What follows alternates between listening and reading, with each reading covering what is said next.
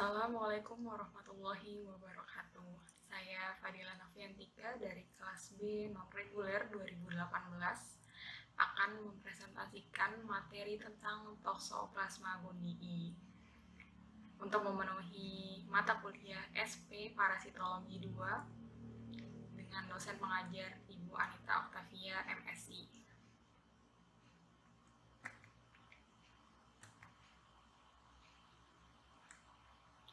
Sebelum lanjut ke pembahasan inti, mari kita saksikan infografis dari toksoplasmosis berikut ini.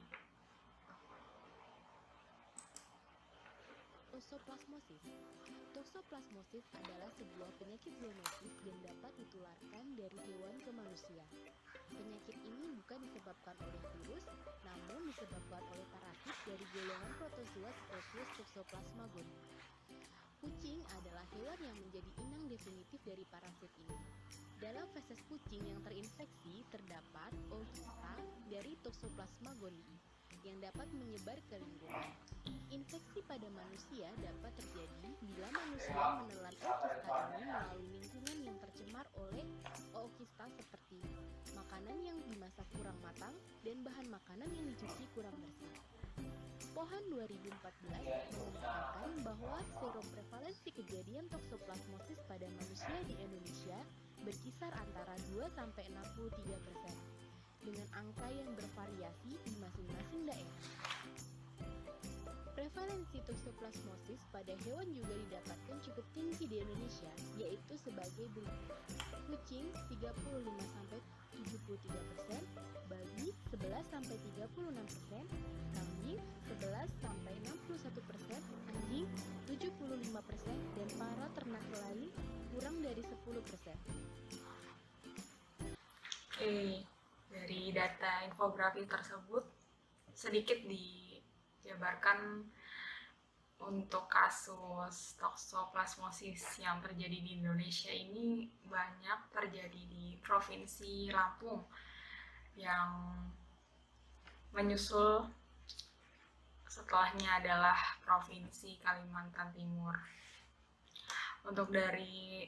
Untuk sektor hewannya sendiri yang banyak mengalami toksoplasmosis itu adalah kucing. Karena kucing itu merupakan hospes definitif dari Toxoplasma gondii.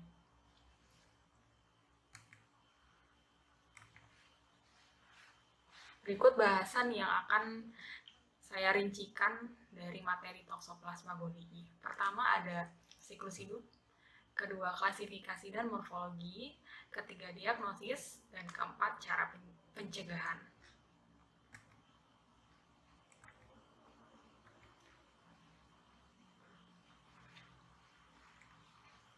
Perlu saya tekankan lagi untuk hospes perantara dari Toxoplasma gondii adalah manusia, mamalia, serta burung. Dan hospes definitifnya itu adalah kucing. Hospes definitif itu sendiri pengertiannya adalah tempat hidup dan berkembang biak bagi parasit. Di sini ada video singkat mengenai siklus hidup dari Toxoplasma gondii. Mari kita saksikan.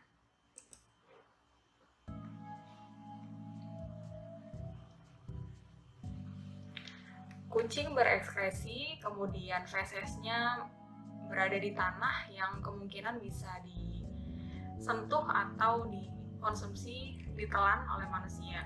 Di sini ada hewan yang pada umumnya dikonsumsi oleh manusia ya, seperti babi, sapi, ayam, dan lain-lain. Nah, fesesnya itu tertelan oleh si hewan dan berkembang biak di dalam tubuh hewan tersebut. Kemudian dari daging hewan ini dikonsumsi oleh manusia. Disitulah mulai penyebarannya dari toksoplasmosis ini. Dan pada ibu hamil ini akan menularkan lewat janinnya. Terus di sini ada pasien yang sedang ditransfusi, kemungkinan bisa menularkan juga dari sampel darahnya tersebut.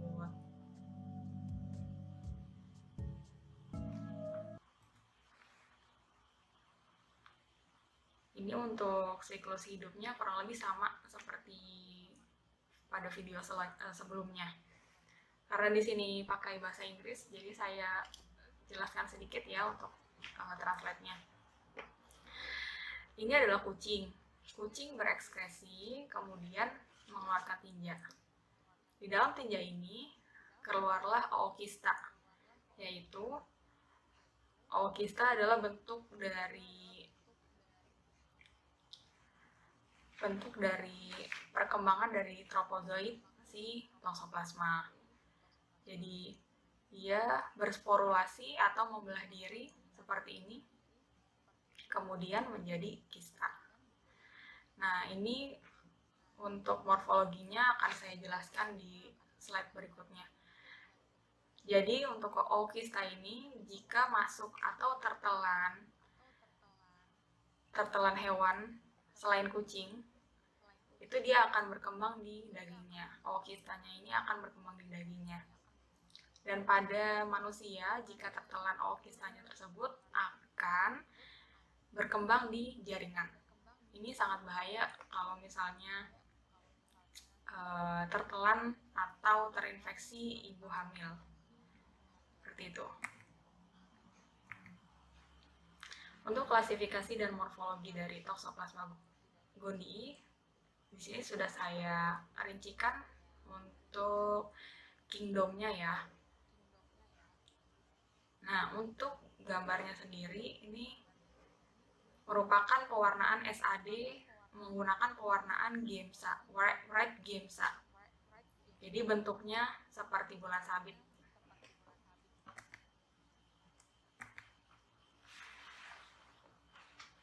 Masuk ke stadium Toxoplasma gondii. Toxoplasma gondii sendiri mempunyai 3 stadium yang utama. Pertama adalah tropozoid, kedua kista, ketiga adalah ookista. Untuk 2 stadium utama, ini dapat ditemukan di hospes definitif dan hospes perantara, yaitu tropozoid dan kista.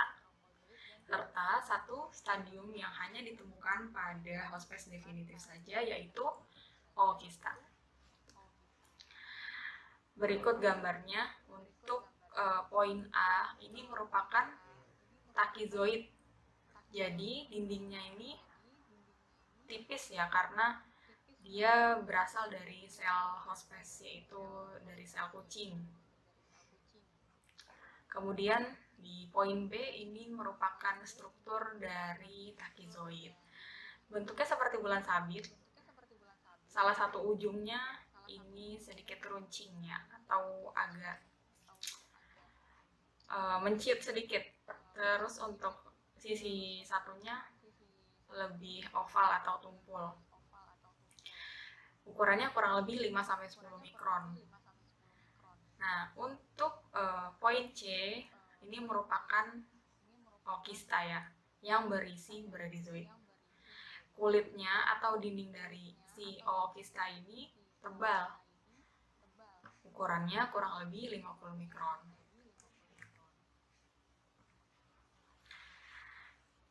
Oke, untuk slide berikutnya merupakan sporulasi atau pembelahan dari ookista itu ya.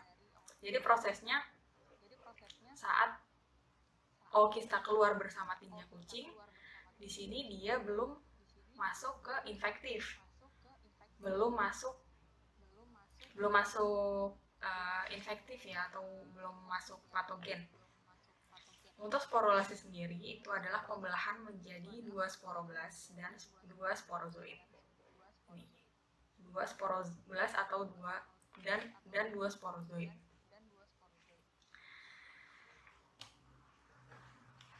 Dia bersporulasi selama 2-4 hari kurang lebihnya dalam suhu lingkungan. Kemudian, ookista ini relatif toleran terhadap perubahan lingkungan dan dapat bertahan di tanah kurang lebih 1 tahun. Ini adalah tahapan-tahapan dia berkembang untuk membelah diri setelah keluar dari tinja kucing. Perlu ditekankan lagi, untuk bentuk infektif dari Toxoplasma gondii itu adalah ookista ya, ookista yang sudah keluar dan tertelan. Jadi ada dua ookista di sini. Jadi pertama ookista yang baru keluar bersama tinja kucing itu belum infektif. Masuk ke infektifnya saat ookista ini sudah tertelan masuk ke jaringan tubuh lain.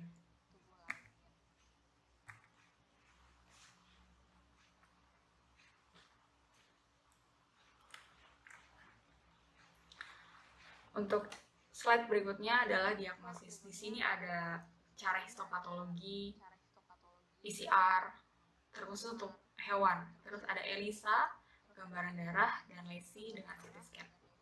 Untuk keterangan gambar ini merupakan histopatologi.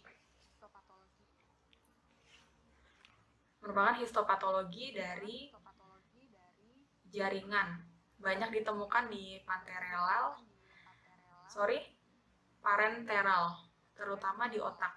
Selain itu dapat ditemukan juga pada otot, hati, serta paru. Jaringan paru.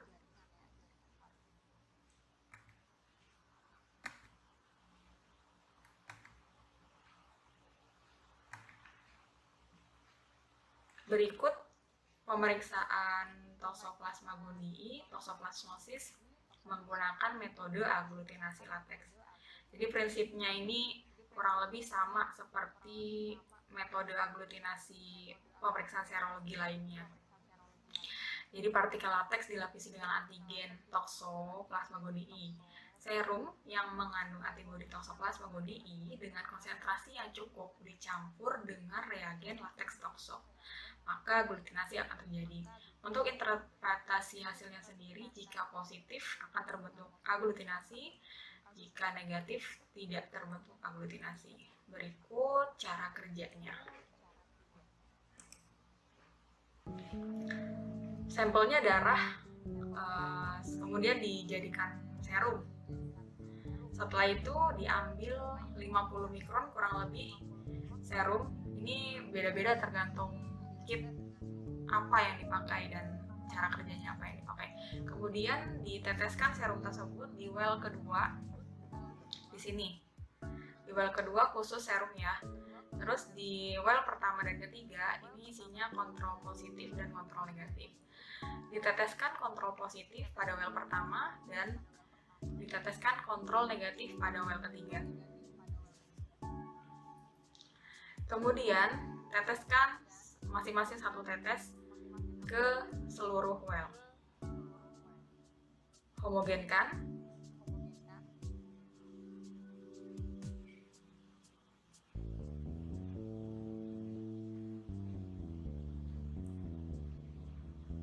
Setelah dihomogenkan, bisa dirotator kurang lebih 3-5 menit.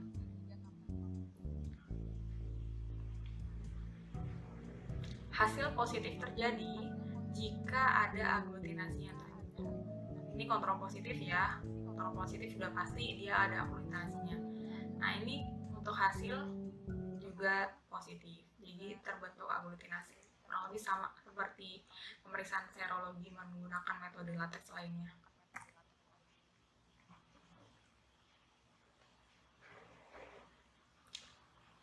Oke, baik. Kita masuk ke cara pencegahan.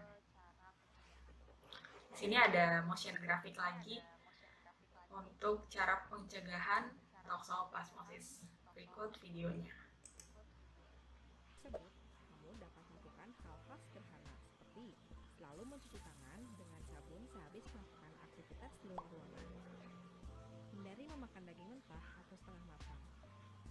Mencuci sayur dan buah sebelum dimakan. Buanglah kotoran peliharaan kamu dengan menggunakan sarung tangan berbahan karet. Dan selalu menjaga kebersihan serta kesehatan hewan peliharaan.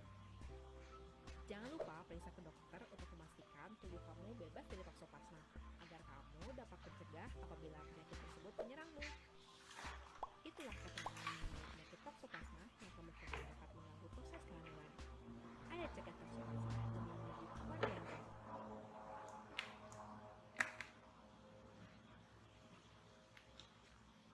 Baik, terima kasih. Cukup sekian untuk pembahasannya. Jadi kalau misalnya saya boleh menyimpulkan kembali ya, untuk penyakit toxoplasmosis ini disebabkan oleh parasit yang berasal dari kucing. Dan kucing itu sendiri merupakan hospes definitif atau sebagai tempat utama si parasit Toxoplasma gondii ini hidup dan berkembang. Dia mempunyai 3 stadium utama, yaitu tropozoid, kista, dan ookista. Di sini bentuk infektifnya itu adalah ookista. Ookista yang tertelan oleh manusia maupun hewan selain kucing. Jadi di situ akan bersifat patogen dia. Nah, untuk cara diagnosisnya ini ada beberapa macam ya. Pertama ada histopatologi, terus PCR untuk hewan, ada ELISA, ada gambar darah tepi, terus ada juga lesi dari CT scan. Untuk cara yang paling umum dilakukan itu adalah ELISA dan menggunakan latex seperti video tadi yang sudah saya tampilkan. Seperti itu. Baik, cukup sekian untuk pembahasan Toxoplasma gondii dari saya. Semoga bermanfaat dan terima kasih atas perhatiannya. Assalamualaikum warahmatullahi wabarakatuh.